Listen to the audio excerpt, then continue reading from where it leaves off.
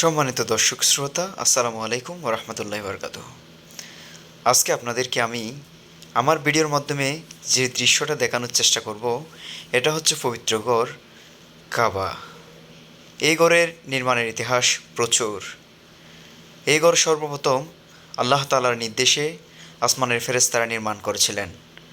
পরবর্তীতে নবী রাসূলগণ এই ঘর নির্মাণের অংশীদার হয়েছিলেন এবং বর্তমান সৌদি বাদশাহ এ ঘরকে আরও সুন্দর করে সাজিয়েছেন।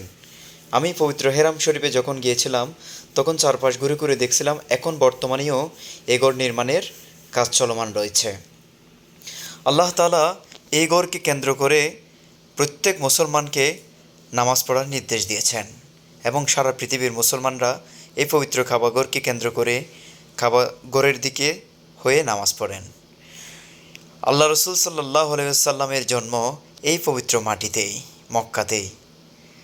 যে নবীর জন্ম পবিত্র মক্কাতেই, আমি সেই মাটিতে আসতে পেরে নিজের জীবনকে ধন্য মনে করছি। হে আল্লাহ, সকলকে আসার তৌফিক দান করুন।